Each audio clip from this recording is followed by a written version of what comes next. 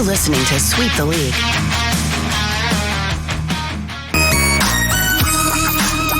Hey, this is George Iceman Gervin, and you're listening to Sweep the League Radio.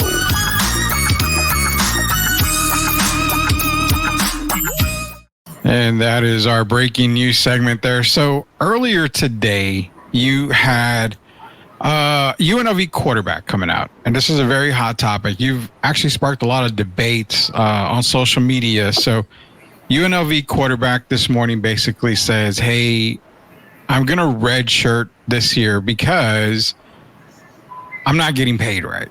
Apparently, he was promised $100,000 in his NIL deal, and it's Matthew Sluka, quarterback from UNLV. Now, UNLV's 3-0. They are 3-0. Obviously, you know, their eyes are set on the college football playoffs. But he decides to tell them, you know what, thank you, but no thank you. I'm going to redshirt this year. I'm not going to play the rest of the year. Being behind it. Now, let me give you his official statement here. What I'm going to do is put it up here for everybody to see so we can all see his official statement that he did made on X earlier.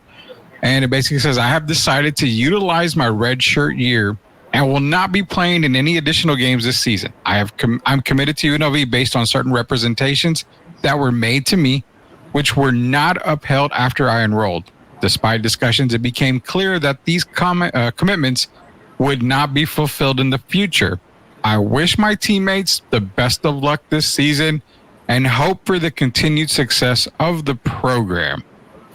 So that is Matthew Sluka saying, you know, thank you, bye UNLV. You're not paying me. So what it comes down to is apparently, and I have to say apparently because I don't know, we haven't got the whole truth out of it. You got one truth out of the camp, which is his camp, saying that he was promised $100,000 and that he was only paid $3,000 so far. Now, this is that boundary line, Derek, that you and I have always talked about when it came to NIL. NIL is good because you get to pay the athletes, they get to make money, they get to sell their likeness, they get all that. And I get it. You know, colleges, you know, they have scholarships, but they still got to be able to afford stuff and all that stuff. So I get NIL is good, but this is where it becomes really gray and dark and is really sketchy because now it is a true business. And you've got people in uproar saying, well, he's a quitter. He's doing the wrong thing. He's quitting on his teammates. He's basically throwing the middle finger to the school and everybody else. As much as I see that, I don't agree with that because college is a business now. It's not just you've got a scholarship you're going to play. It's a business. So if you're promised this, and now it's going to go down to where you need contracts. You got to have a contract somewhere. So if you're promised this, you go play. If you don't get paid, you leave. It's similar to work. If I go to work and I'm promised this salary, but you're only paying me this salary for the first few weeks that I work, should I stick around? I mean, that's what I look at. This is your job right now, but knowing what you see right in front of you, it's kind of murky water when NIL in college now, because now this has come up and he's the first one to say, all right, you know what? I'm holding out basically now. It's a tough situation for me because it is college, but it has become a business now.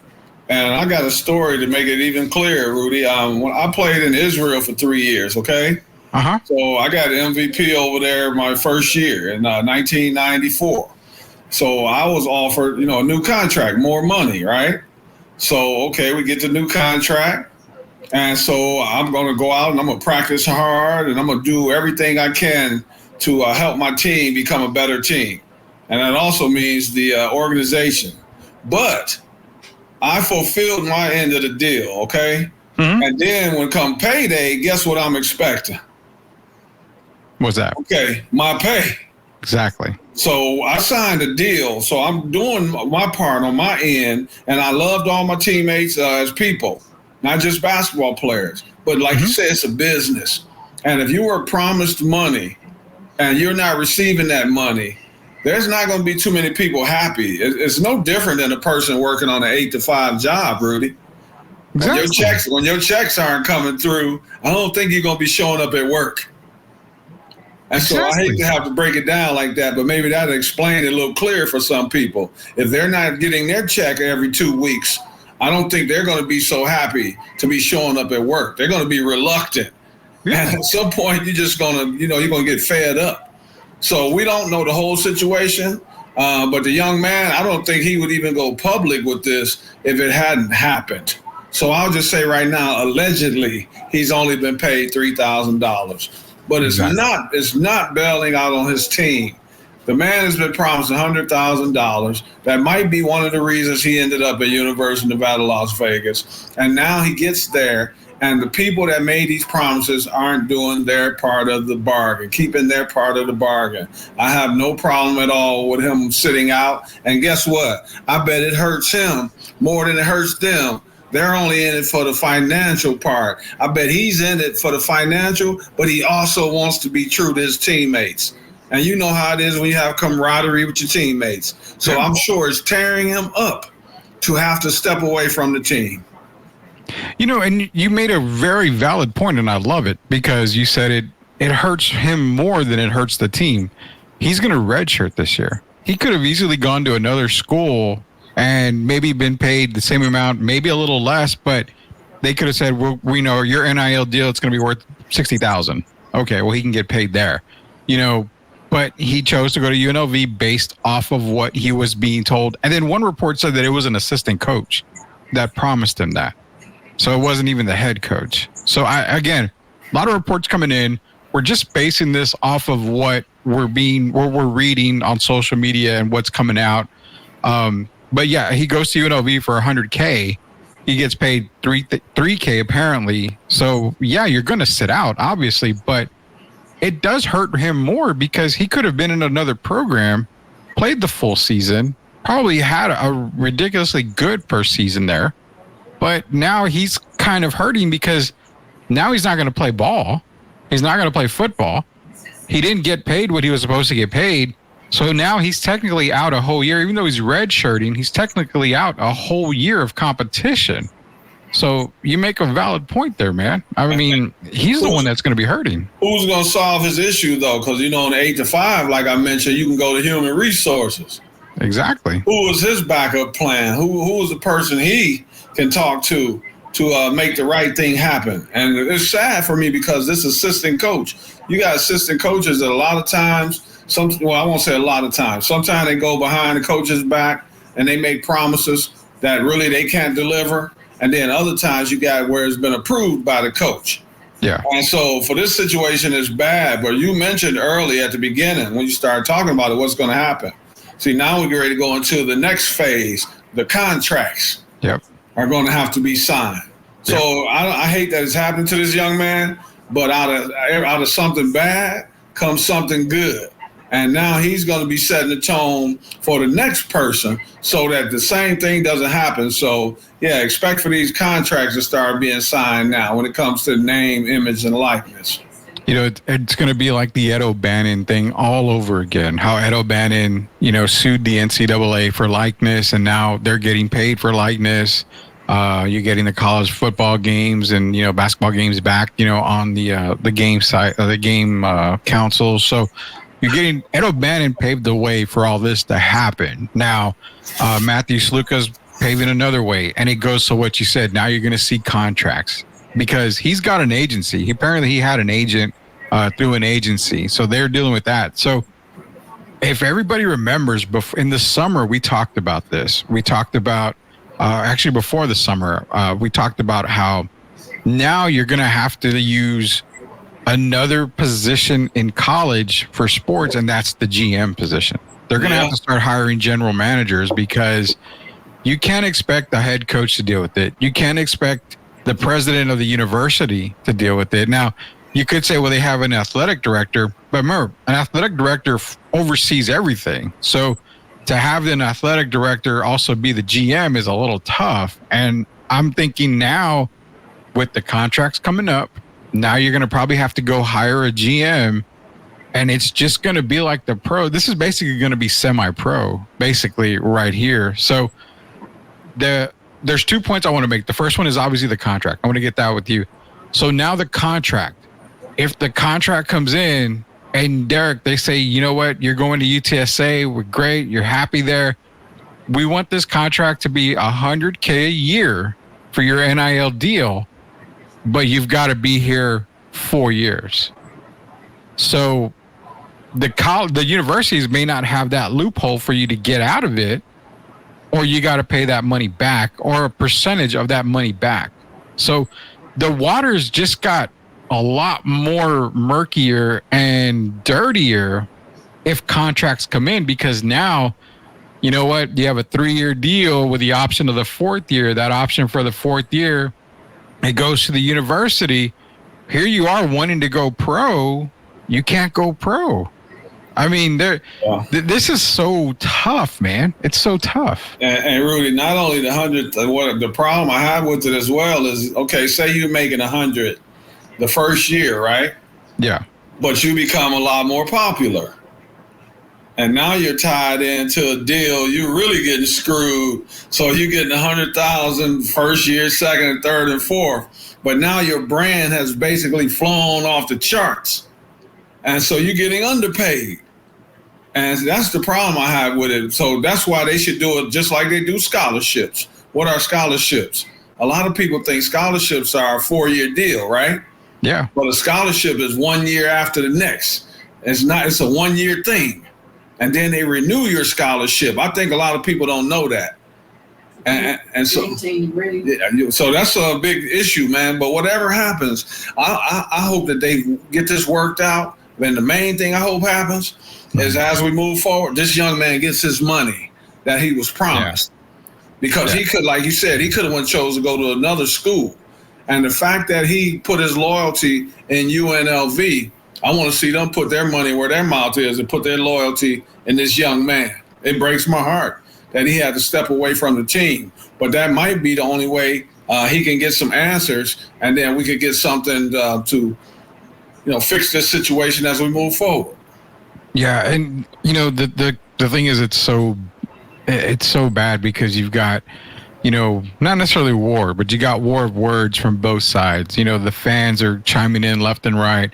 Some, like I said, calling him a quitter. Some saying, hey, you know what? It's like everyday work. If you go to work, you're expected to be paid this for the work that you do. You should get paid for that work if it's been committed. And again, no telling what was signed, no telling what contracts were there, if any contracts were there.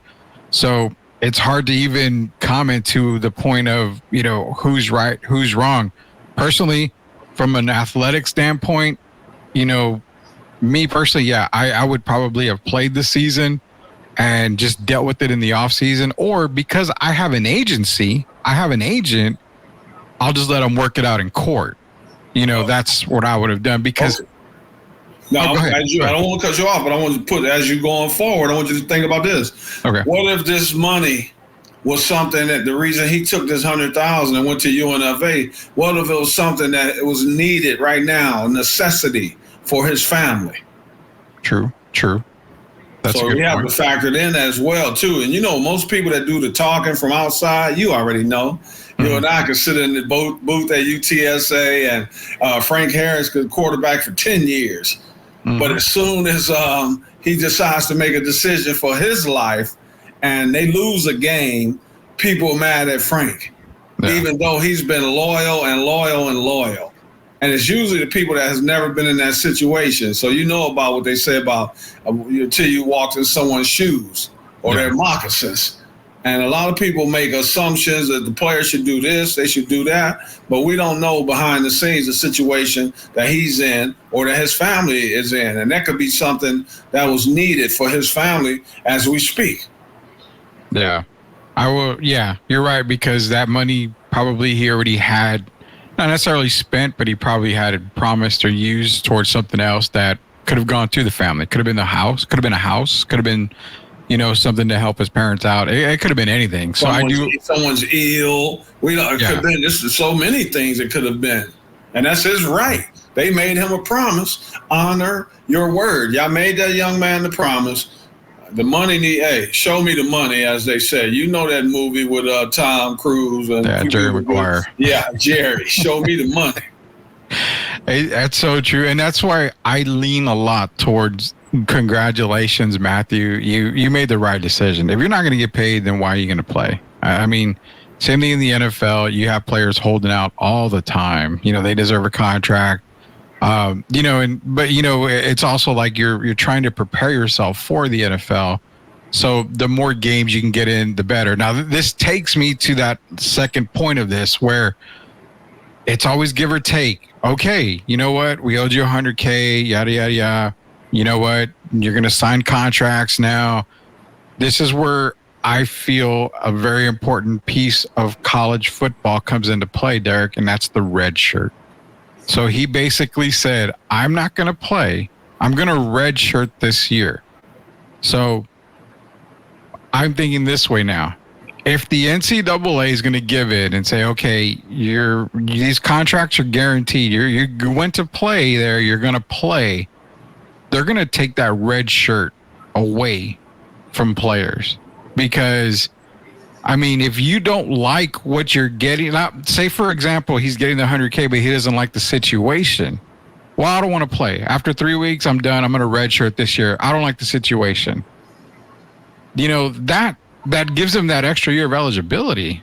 And it's almost like, well, no, because it makes it even tougher for coaches to scheme for a couple of years down or something like that. Like, it basically holds the university by the cojones all the time on the red shirt. So I think the NCAA, if you're going to give in to the NIL deals and everything, then they need to do away with the red shirt. You're there as a freshman. If you don't start, sorry, no big deal. I mean, there's a person ahead of you. Go to a school where you feel you're going to start, and if that head coach says you're going to be our starter, well, here's your NIL deal, $80,000. We're going to make you our starter day one. If you want to be a starter, go to a school that's starter. Now, this isn't a shot at Arch Manning. I mean, this is totally different. Arch doesn't even need the money. Let's be real. He doesn't need the NIL money. Yeah, Arch will never need the money. Yeah, he'll never need the money. But, for the players that use the red shirt, in this case, Sluka, I'm like, okay, they need to do away with the red shirt, because now you're just giving these guys opportunities to go to, just keep being a college football player, all this other stuff. It's just, you know what? You're in school for 4 years. If you're in school for a fifth year to get, master's or whatever, okay, we understand that. But it's got to be treated like education and not like a long-term contract. So that's where I stand on the red shirt process. I don't have much to say. You basically covered everything on that, but I'm gonna back you, because it's hard, man. When you deal with the NCAA, I'm kind of sad on one side, because the NCAA has been getting over for so many years. But then again, you don't want the young people, as you say, to start playing games. As far as why they're actually at the school, you're just here for the money. The 80,000, whatever it may be. So it's a kind of touchy situation. But you covered, hell, there's not much I can say to either side after that. I just hope it works out, man. And here's the saddest part, Rudy. I'm thinking about Sluka, okay? I'm thinking about his teammates. The same thing could happen to one or two or three or four of them, so, themselves, some of them. Yeah. So I'm hoping they're paying attention to this situation. I hope somehow they get this situation rectified, and I don't want this to ever happen again, man. So something's going to have to be done as we move forward. The NCAA is going to have to speak up. I want to hear, has anyone commented on his situation? I know people don't like to really say anything, because I'm sure we haven't heard from that assistant coach yet. So has anything else been said about this other than the young man going public with it? Have you heard anything else? Any follow-up? I have not. I'm looking at it right now. The only quote, okay, so the school said in a statement, UNLV Athletics interpreted these demands as a violation of the NCAA pay-for-play rules, as well as Nevada state law. UNLV does not engage in such activity, nor does it respond to implied threats. UNLV has honored all previously agreed upon scholarships for Matthew Sluka. So it does say UNLV has conducted its due diligence and will continue to operate its program within the framework of NCAA rules and regulations, as well as Nevada state laws. So again, the school says they're not doing anything wrong and they are abiding by it. Now, could it be the fact that he was promised $100K, they only paid him $3,000, but the year's not up? So, that's the other part. Are you expecting, 10 games, $100K? Are you expecting $10,000 a week? Because it's not a pro team. It's a college. It's a university. I doubt they're going to give you $10,000 a week or all $100K up front. So I think in that retrospect, Derek, I mean, if you sign to play for $100K and you're only 3 weeks into the season, I don't know. I mean, for a fact, you're a professional player. You're not going to get all your money at one time. No. So that's what UNLV, I think, is trying to say is that, we're following the rules. He just wanted his money up front or majority up front. We don't know what was issued to as far as the assistant coach. We don't know what the time frame was like, the timeline. We don't know if it was going to get paid every month, once a month. We don't have a clue. Only ones who know that is Mr. Sluka and the assistant coach.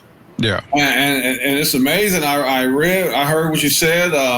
What UNLV read, their little standard reply, of course, but we need to know. I want to know what happened as far as the assistant coach. Has UNLV talked to him? Have they done their due diligence to find out if he made this promise? And I ain't even talking about how often they're going to pay him. Is this something that he actually offered the young man from the beginning? And so they need to be doing their due diligence. And then the only way we're going to find out what's going on, they're going to have to be talking to the assistant coach and talking to Mr. Sluka. And then we all find out publicly because we don't know what went on. But I am sad. I don't think this young man would have went public with that if it wasn't something he was offered. But we don't know the timeline of maybe they figure they got 12 months to pay him. But I would think if that's how they were doing it, that he would have been told that. So it's still a lot more that we don't know about this story. So a little bit more has come out on the reports here. So I did say UNLV's collective did pay Sluka one $3,000 fee for an engagement he made this summer, according to Rob Seen, who runs Blueprint Sports, a company that manages the collective. Seen said Sluka's agent first made contact with the collective in late August to discuss future opportunities to work together. Seen also said that he wasn't aware of any promises to Sluka's $100,000 and that Sluka had not contacted the collective about missing payments as far as he knew. So it goes back to what you and I originally said. There's no contract. I mean, without a contract, it's hearsay. It's he said, she said stuff. So apparently the Friends of UNLV collective reiterated in a statement that there were no formal NIL offers made during Mr. Sluka's recruiting process. So they have no idea where this $100K promise came from. And Rudy, some people say a handshake is it's a contract, a binding contract, but I've never believed that. But you've heard that before. Oh yeah. Yeah, and then at the last minute, you asked, did you make this contract with him? Did y'all have a handshake deal? And all you got to do is say, no, I don't know what he's talking about. Mm-hmm. So moving forward, they got some strings. They're going to have to figure this out, man. But I'm still sad for the team. They're 3-0. Yeah. And then you have to deal with this kind of stuff. And the young man has to move away from the team. It's a lot of negatives, but I'm hoping out of all of this comes something that's positive, and it's something that'll help all these players, the ladies and the men, moving forward. Yeah, it's bottom line. It's going to come down to contracts now. I mean, this is basically it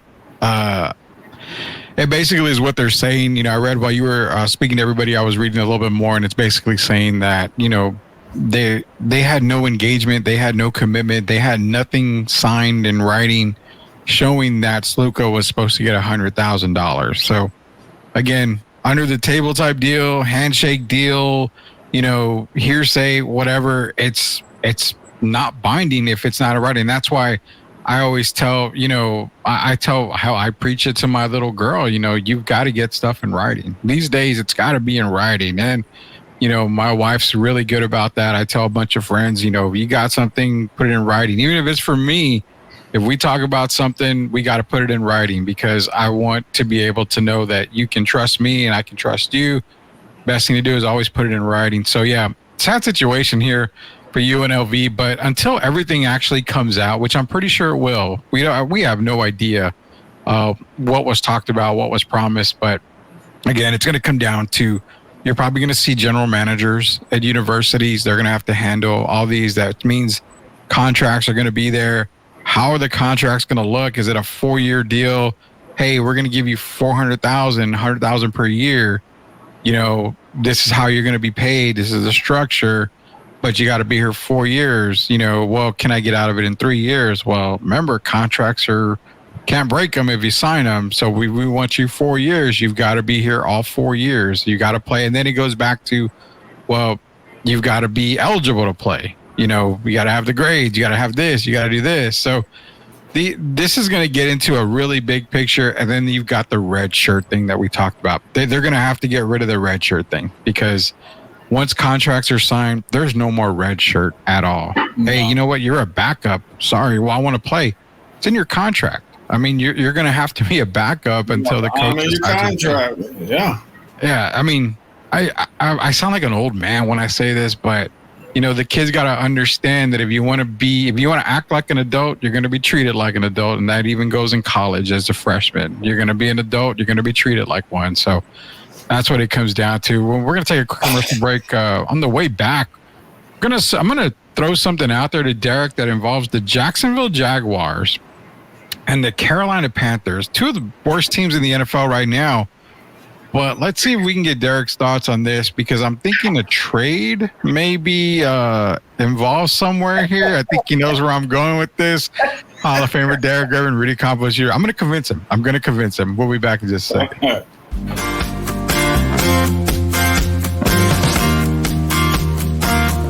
Are you looking for a contracting company that gets the job done right the first time? Look no further than MCS General Contracting. MCS specializes in top quality concrete work, including patios, driveways, foundations, and swimming pools. The team of experts are dedicated to delivering exceptional results and unparalleled customer satisfaction. At MCS General Contracting, they're not just hardworking, they're local. Based in San Antonio, they are committed to building relationships and trust within the community. That's why MCS guarantees your satisfaction. They pride themselves on getting the job done right the first time, every time. So why wait? Contract MCS General Contracting today to schedule your project and experience the difference for yourself. MCS General Contracting. Building a better San Antonio, one project at a time. Proud sponsors of Sweep the League. Hey everyone, Jessica here, and I'm excited to announce that I'm your new sports reporter for STL Sports Minute. We're taking things up a notch, and that means more content coming your way. We will post new YouTube reels regularly, keeping all you sports fans in the loop with the latest updates, highlights, and hot takes. I can't wait to bring you even more coverage and talk all things sports with you. Be sure to subscribe to our YouTube channel so you don't miss a thing. We've got a lot of exciting stuff lined up. Thanks for tuning in, and I can't wait to start this journey with you all. Yeah, this for the family. Loyalty, respect, honor. You know what it is. STL music. Let's get it. We the ones, never folded on ourselves, no bluffing. Legacy we building, man, this ain't up for discussion. They wanted us to quit, but we dug in deep. Motivated to the fullest, dreams ain't meant for sleep. On the grind 24/7, no time for rest. We making moves, calculated like a master chess. Love and respect. All right, welcome back to Sweep the League. Hall of Famer Derek Gervin, Rudy Campos Jr. here on a Wacky Wednesday.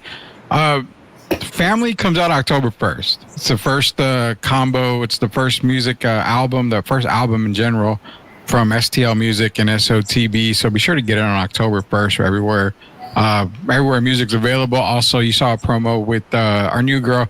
Apparently, Ashley wanted more money in her NIL deal, so we had to go hire Jessica to do our daily sports moments. Ashley got too popular. She transferred to a bigger school, so we went and got out Jessica. You'll be seeing our sports promos and our sports updates read by Jessica now. So yeah, Ashley gave me the geo look, Derek. So I had to make a business decision and say, okay, I'm sorry, Ashley, we can't pay you that much. We don't owe you $100,000. There's no doubt about that. Not yet. No, definitely not yet. You'll see us in a few years.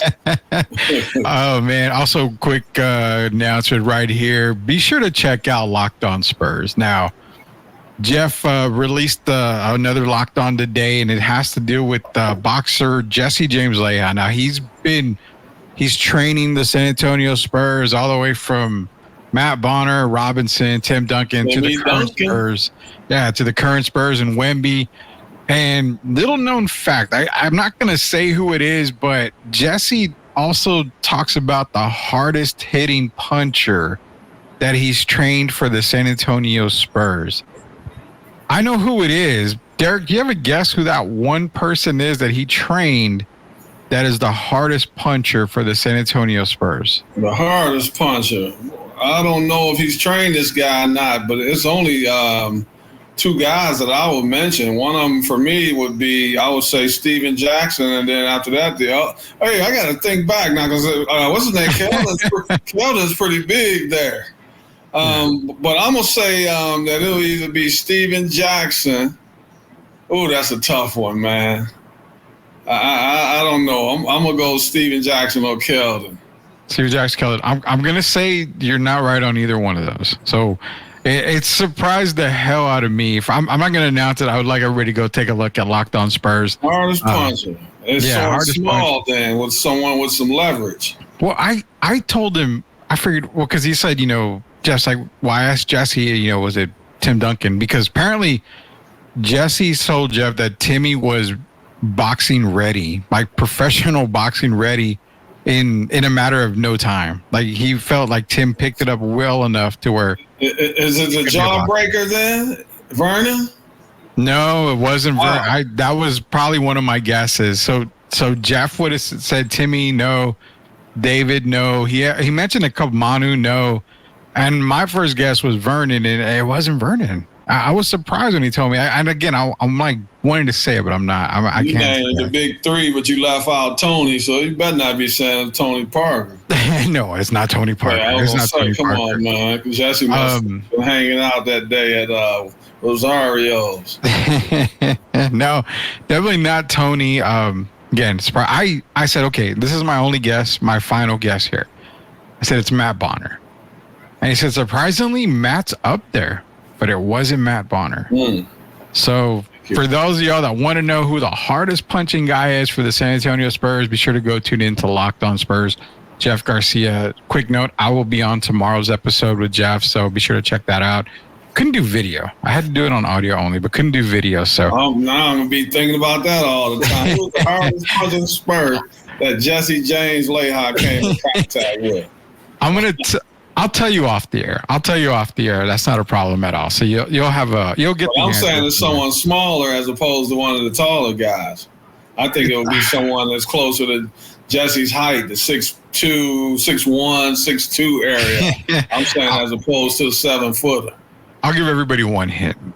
It's a 7-footer. We'll just put it that way. So it was a 7-footer. Oh, hell. Well, that narrows it down. We've only had a few 7-footers. Tiago, Splitter, we had Boban. We haven't had a whole lot of 7-footers, so I'll leave it at that. Well, I mean, can we go Caldwell Jones? I mean, that's a 7-footer that we had. I know Caldwell could probably fight back then. I mean, that's Berto's not 7 feet, so I'm not. No. That's why I didn't say Alberto. So, I can't wait to hear this answer.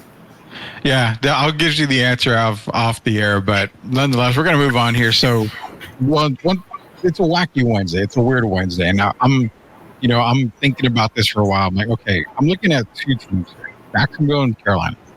They're on the same path.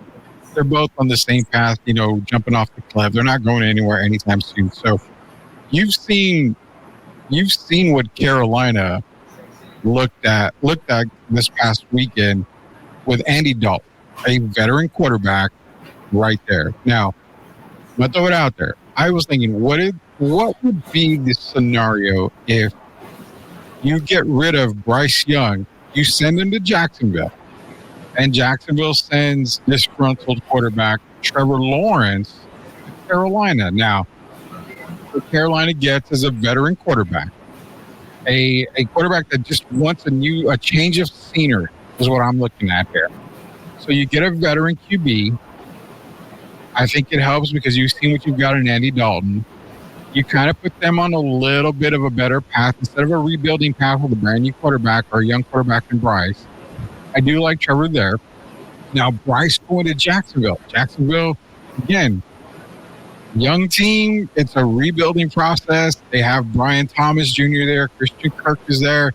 Not the greatest of team. So expectations are low in Jacksonville.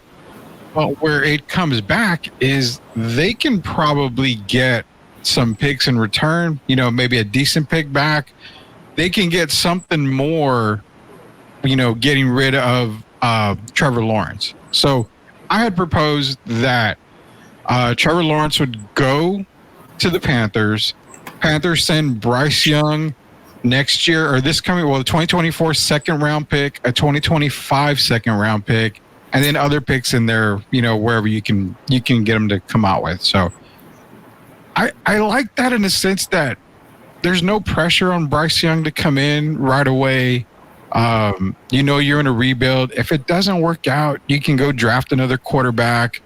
But also when it comes to the Panthers, you've got Adam Thielen, you've got Deontay Johnson, Chuba Hubbard, you've got pieces there that I think Trevor can work with. So that's my thought process. We're going down that rabbit hole, Derek. What do you think of Jacksonville, Carolina trade for quarterbacks? I don't think that's a bad idea. And it's not just when it comes to Bryce Young and Trevor Lawrence. Sometimes, Rudy, we look at these teams, right? And you look at them year after year after year. Even like I can go here in Dallas with the Cowboys, right? Mm-hmm. Sometimes you come up short. And the style of play doesn't fit that particular quarterback.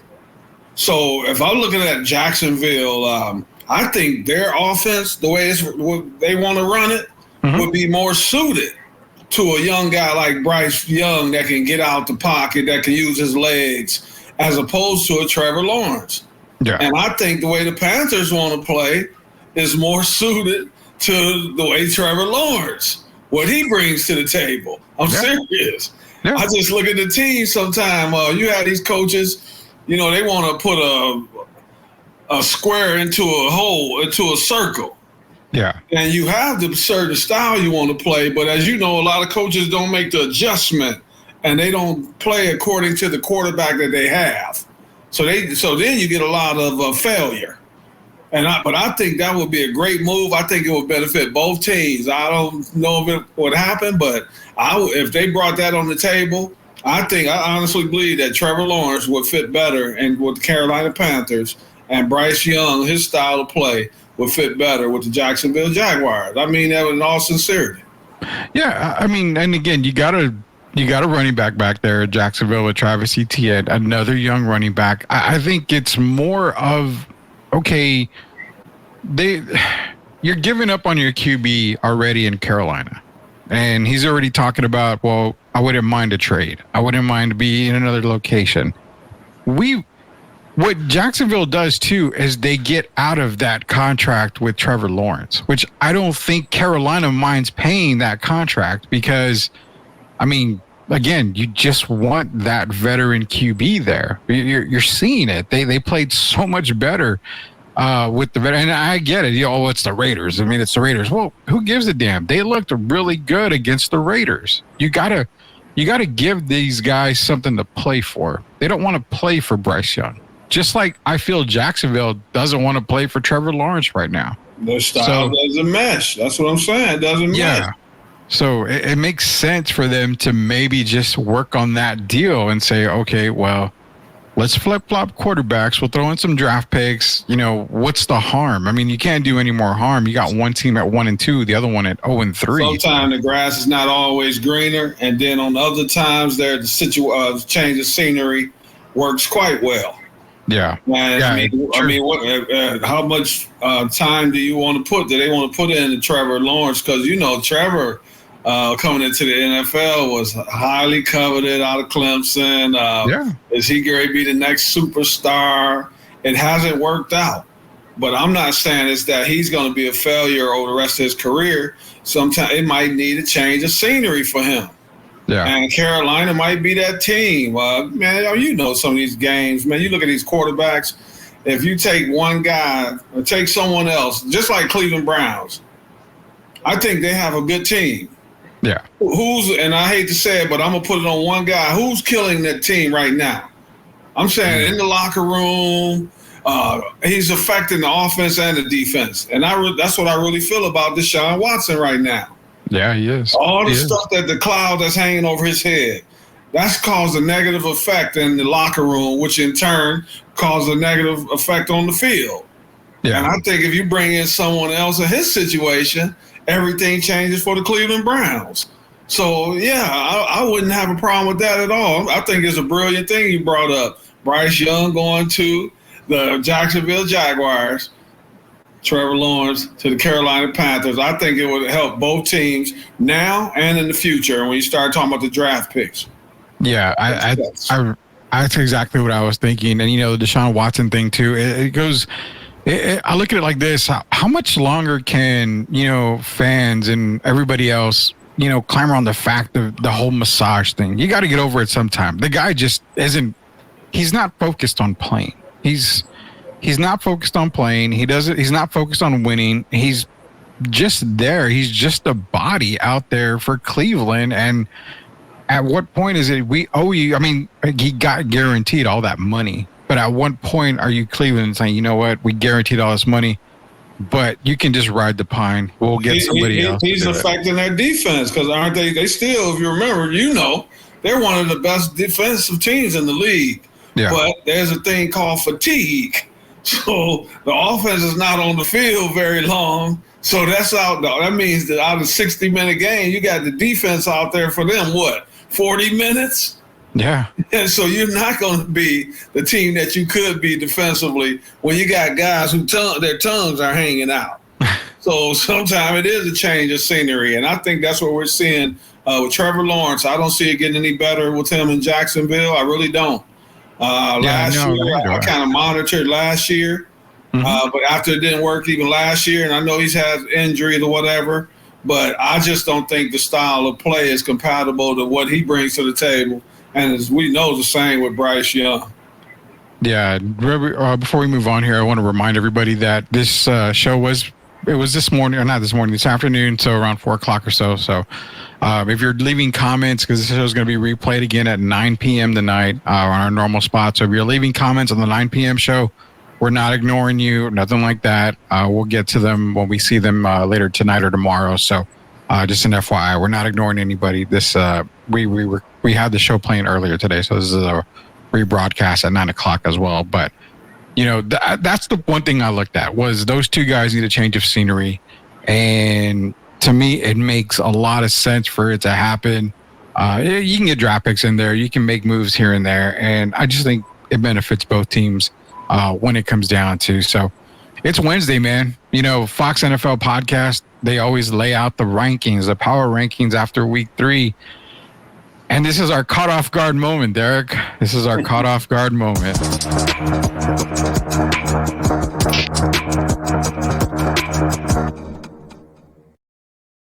All right, so here are the power rankings from Fox NFL podcast after week 3, heading into week 4. You have at number 1, Kansas City, 2 Buffalo, 3 Lions, 4 Eagles, 5 Ravens, 6 Texans, 7 Packers, 8 Niners, 9 Jets, 10 New Orleans, and I'm going to throw 11 Minnesota in there.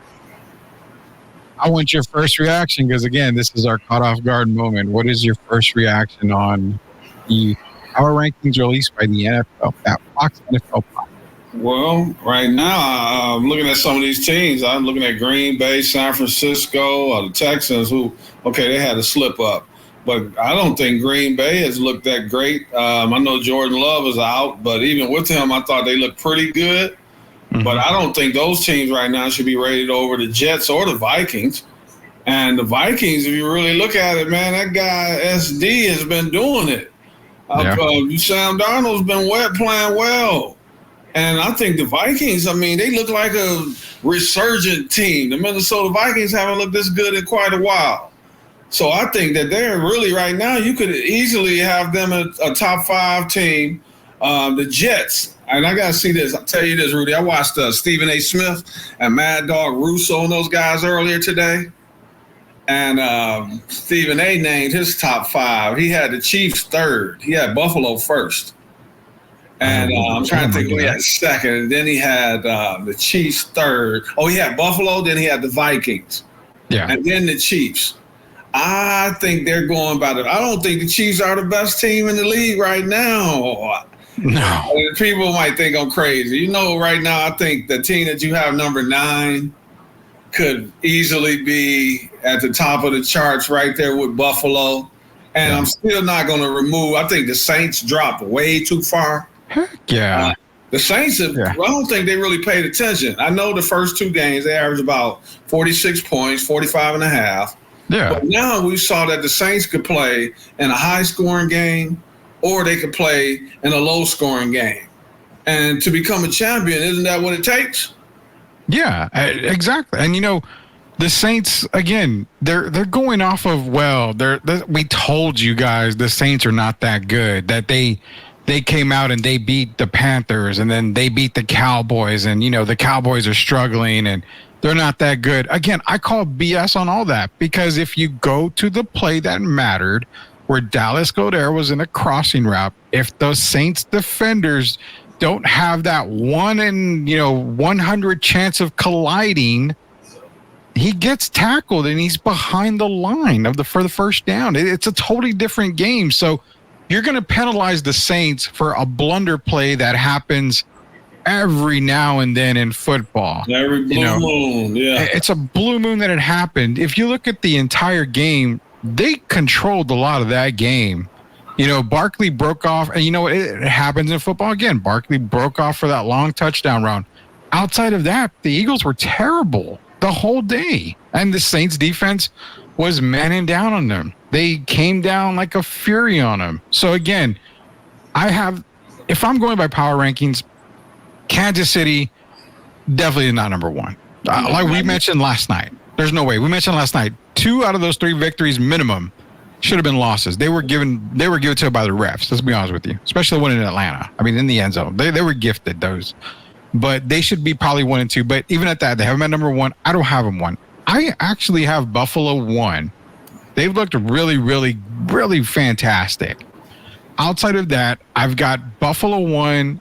I would put the Saints 2, Vikings 3. Interchangeable. That's just me right there. Kansas City, I would probably have them right around 5, maybe. And the Jets number 4.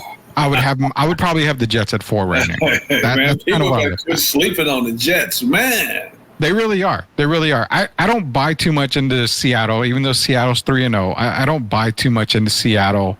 You have the Bengals at 0-3, and they're sitting at 15 on this on this list. I mean, the disrespect to some of the teams below them, and one of them being the Cowboys. I mean, the Bengals have looked horrendous all year. How are they still a top 15 team? That makes no sense to me. They don't look better than the Falcons. No, definitely not. I mean, not even Falcon, being a Falcons fan, they don't look better than them. I mean, hell, the Chargers. I think the Chargers are what, 3-0? Is that because of Joe Burrow? Or is it because of what we've seen in the last 5 years? In the first 2 games of the season, their record overall is 1-9 in the last 5 years. So could it be that people are expecting them to turn it around? even though to me this last loss was huge. It's going to be hard to climb out of a 0-3. I think that's going to be really hard for them to climb out of that. And I'm not talking about just for the division. I think when you start talking about turning the season around and you get in the 0-3 hole, there's not too many teams that come out of that. And looking at Joe Burrow, we still don't know. He's shaking the hand a few times, and we don't know how healthy he really is. And they've had some other injuries. I don't think they're even a top 20 team right now, to be honest, about the Cincinnati Bengals. So this list is kind of skewed. I don't think the Chiefs should be over the Bills. I'm like you. And I don't think that the Eagles belong anywhere in there, if you want me to be honest about it. I know some people will say they would have been 3-0 if Saquon would have caught that pass. If I was 5, I might have been 5'8" if I was born yesterday. He might have been 6'8". So. But I don't think I think the list is kind of funny. And then the Texans being number 6, I can kind of live with that. But I just can't live with the Chiefs being number 1 right now. I know they have Patrick Mahomes, but they don't look like I know Kareem Hunt's on his way back. Yeah. But going by this list is how it's been going currently. And I currently don't think that the Chiefs are the number 1 team in the league. It's sad when I can call you, Derek, on the phone and say, I just thought of something. I'm in the same exact shape as Travis Kelce Swift right now. The guy looks good. I told you, man. That guy looks terrible. I saw it look good. I was like, man. Hey, but he's got a lot on his plate now, man. He's been doing a lot of traveling and got everywhere he goes now. You got the cameras, you got TMZ following you every to the restroom, basically. So I know that can kind of weigh on you, and then you're not getting the proper rest that he's used to getting. So I'm saying he's one of those guys that's going to pick it up as the year moves forward, and we know that Mahomes is not going to forget about him.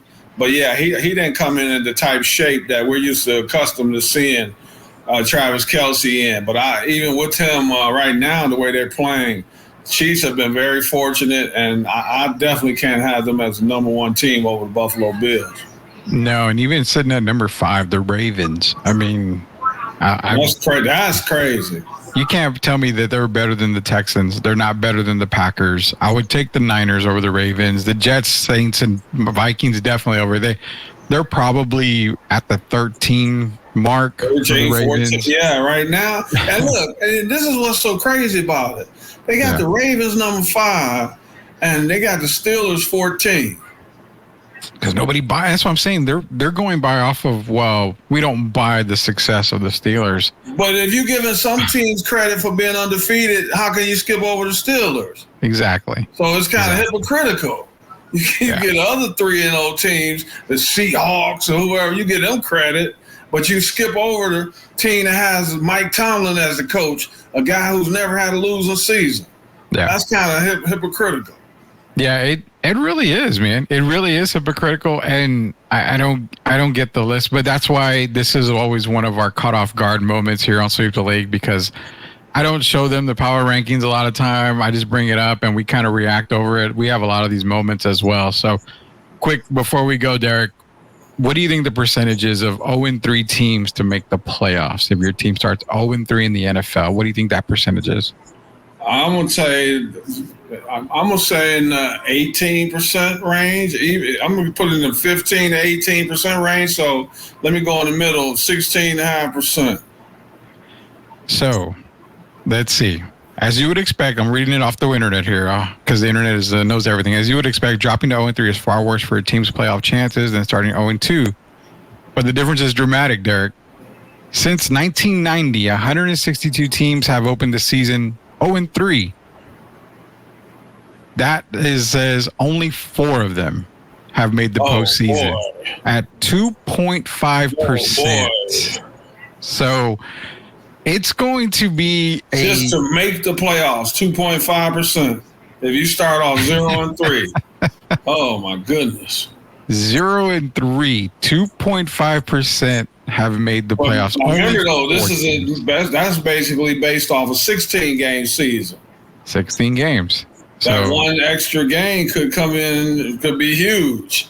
So you should raise it to about 3%. Well, okay. So let's say what can be fair. 9 wins get you into the playoffs? Maybe 10? Say 10? Let me see. 10-7. Oh, it depends on which division, which conference. Yeah, I'm gonna say, looking at it this year, man, somebody's gonna get in this year. Man, I hate to say it, somebody's gonna get in at 9-8.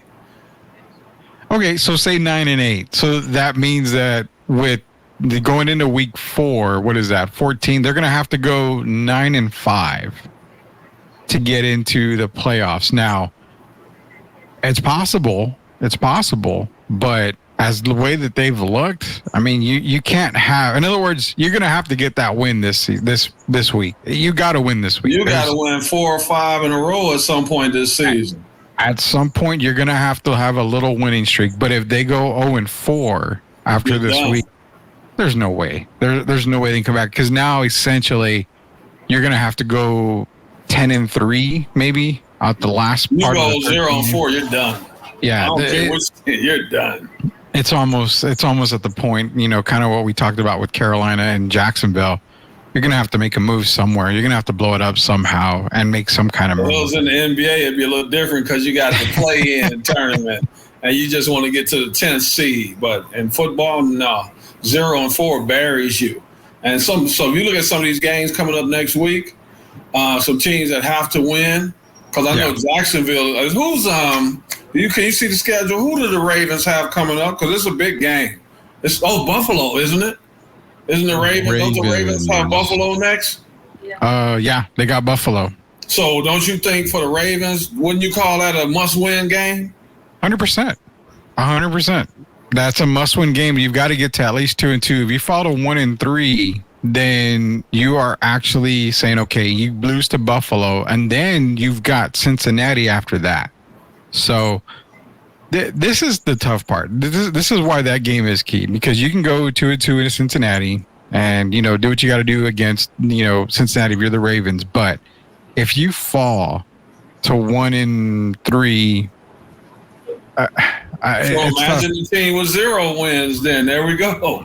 Well, this is why I say Cincinnati's in a world of trouble right now. They must win their next game or their season is over. You know who they play the next game? It's against Carolina. But still, the way they've been playing, I don't even know if that's a gimme. Well, I'm gonna just name one player. Andy didn't play that bad, and that's who I'm naming. Andy has a little bit of revenge in him because he played for the Bengals. I mean, for the Bengals, and they're coming into Carolina. So Carolina's gonna knock them off, man. I wouldn't be surprised at all if they kept. It's a low-scoring game, right? Mm-hmm. And Carolina can keep that ball, keep the field. They can go 3 little dink passes and get a bunch of first downs. Keep it a low-scoring game, not one of those 38-33 games. I think the Bengals can be had again. They just don't look convincing to me this season. It's crazy that we're getting a revenge game. We're seeing the Bengals at 0-3 right now. So Andy Dalton's out jogging. He's getting his Mike Tyson work in right now. Locked On Spurs is in here. Jeff Garcia. Did mention, Jeff, we'll bring it up here in just a minute. We did talk about your Jesse James Leha episode a little while ago. We'll mention it again. He's wanting to know, Derek, is the Cowboy season done already, you feel? No. The reason I'm going to say no is because of the division they're in. Those teams seem to knock each other off. And then when you got the Giants, that could be 2 wins for them. And the Commanders, I'm not going to say it's over yet, because Dallas is one of those teams that can get on a roll and win 3 or 4 games in a row. So I'm not going to put them like I would the Cincinnati Bengals and some of these other teams. I'm going to say no, their season's not over yet, Jeff. Not yet, no. Yeah, not yet. They're in a prime division. I mean, I think Washington leads that division right now. And hey, Rudy, but I'll say this to Jeff. If they don't shore up that hole where these guys are running through, these running backs, and they giving up 273 yards, I just can't see that keep happening. I think at some point Dallas is going to get in better shape, and they're going to get the camaraderie. Maybe this last incident with Micah Parsons and DeMarcus Lawrence might light a fire under them. I'm not going to give up on the Cowboys yet. Yeah, I definitely can't give up on the Cowboys just yet. You can give up on the Bengals if they lose this weekend. Bengals lose, man. They might as well start making plans for Cancun. Oh, definitely, man. Again, you go check out the Locked On episode with Jeff Garcia that's out today. Again, we mentioned it earlier how boxer Jesse James Leha, local boxer, San Antonio, he started training the San Antonio Spurs, Tim Duncan, David Robinson, Manu, a lot of the Spurs players, even current Spurs players, Wemby, these guys are training with Jesse James. Great piece with him. You can hear the interview on Locked On Spurs, Locked On Network with Jeff Garcia. But I mentioned to Jeff earlier. I know you're paying attention here. I mentioned to Jeff earlier about the hardest hitting. Rudy. Can I name one more guy? Because Jesse's been around doing this for quite a while now, hasn't he? Yes, he has. I gave you one clue. You brought David Robinson's name up, right? I did. It's one more pick I'm going to go with. Mm-hmm. And I'm going to go all the way back to a guy I played against in high school in Detroit, Michigan. Played in the NBA for 21 years. Hold on, let me see. Kevin Willis. So your guess is Kevin Willis, right? Yeah, that's because Kevin knocked his coach out in high school. I hate to put that out there, but that'd be my last pick is Kevin Willis. Let me see. Is it Kevin Willis? No, it's not Kevin Willis, man. It's not Kevin Willis. Wow. So again, I when I was told who the hardest hitting guy was, I was like, "Are you serious?" Well, I know Kevin got those little arms, so I figured. I'm just saying. I was surprised. I was shocked when you said Vernon Maxwell. I'm like, well, I mean, I figured Vern, because Vern like to Vern in mind is strapping it up, as they say with these. Yeah. So he would come to mind. Alvin would come to mind. I was going to say Alvin. Alvin, yeah, those kind of guys. But when you said a bigger, tall guy, I gave you the clue. I bet it's going to be a surprising answer for most people. Yeah, I gave you a clue. It was a 7-footer. That's the only clue I could give you. But it was. If we ever talk to Alvin, I just got to know, him personally. And again, I love Alvin Robertson, but would it be wrong if I asked him, because I give him a whole lot of credit, dude. He took that punch from Shaq when he was playing with Detroit against Orlando. I mean, I almost want to just buy that man a steak dinner and just say, that I know Shaq didn't connect all the way, but just taking that punch was like, yeah, you're the man. Shaq, Shaq doesn't. If you remember when he swung at Brad Miller, he missed by a mile. He didn't even try to hit him. But Alvin's history, man. I've known Alvin since he got out of Arkansas. Yeah, and he's a guy that's not going to back down from anybody. And I asked him about that. We didn't talk about it a lot, but I said, man, damn. What do you think? That punch connects from Shaq, big as he is, but Alvin, with his mentality, he's expecting to connect before Shaq. So I know. I remember. I think that's one of the punches that we see kind of frequently, especially when it comes to Shaq. It's that one and the Charles Barkley. Yeah, when he threw the ball, hit Shaq in the head with the ball. Oh man, yeah, it's gonna be a fun time. But hey, you're probably gonna, like I said, you're kind of like me. You may hear the answer and you're like, oh, I didn't even think about that guy. But sure enough, like I said, Matt Bonner was my pick, and he was like, actually, Matt Bonner was number 2 on that list. So I didn't even know Matt had it in him to throw that kind of punch, but apparently he was one of the hardest punchers there. So nonetheless, man, check out Locked On Spurs. Great interview with Jesse James Leha. And he says, do y'all want to know who Leha says was the fastest with the hands? If you want to drop it real quick, I got a couple of seconds here, Jeff. Drop it on here. Do you want to know who Leha says was the fastest with the hands? That was Vassell. You think it was Vassell? Nah, I'm just messing. I don't know. I don't have a clue who it is. You got me all. I have no clue. And when you say the fastest hands, that's gonna make me go to someone small again, like Tyus Jones or Trey, like Tyus Jones, someone like that. Don't we have Tyus Jones? Which one do we have here? We have Tyus, right? Trey is Trey Jones. No, we have Trey. We have Trey, and Tyus is the one just went to Phoenix. There he goes. 3, 2, Trey 1. Jones. Fastest hands. I'm going Speedy Claxton. Oh, you can't leave us on a cliffhanger, man. Come on. Derek's on the right path. So you're saying small guard then. Nice. Trey Jones. It was not Trey. Hell, who else could it be? It's not Chris Paul, old butt. So then I'm going to have to say Tony. Yeah, Tony Parker is the fastest hands. Man, why couldn't it be Speedy? It's in his name, Speedy Claxton. I mean, it could have had the fastest hands there, but we can't give away the power puncher. That one I'm going to tell Derek off. Next time I ride by Tony's house on my way to my nephew's, I'm going to stop at his gate and yell out, I hear you. What I'm going to call, I have to think of a name for him, man. Mr. Speedy Hands. Tony, impressive. Very, man. Tony Parker, the fastest hands with Jesse James Leha. But nonetheless, hey, check out Locked On Spurs. Great interview with Jesse James Leha. Jeff Garcia does a remarkable job on Locked On Spurs. So you don't want to miss this episode. I will be on tomorrow's episode. We got a really good discussion there. Something that we'll be talking about with Derek Irvin. Once the episode comes out, we always recap it with Derek. Pretty interesting topic that we talked about. It was regards to one player profile, but we'll get into that tomorrow with Derek Irvin here on Sweep the League. Appreciate everybody joining us tonight. Again, the show is going to be rebroadcast tonight at 9 o'clock. So if you missed it now, be sure to tune in tonight for the 9 o'clock rebroadcast of this show. It's going to be a new show tonight, obviously, because we've been running reruns on some days. But again, this show is going to be broadcast tonight for you guys to go take a look at it. We talked about the NIL mess that's going on in college football right now. Dropped some NFL trade talk. We had a little bit of a surprise trade that makes sense. Went into some power rankings for our cut-off guard moment. Talked about Locked On Spurs with Jeff Garcia. So for Derek Irvin, this is Rudy Campos Jr. Until we sweep the league again tomorrow, we'll see you there, knuckleheads. Everybody have a great day. Have a great evening.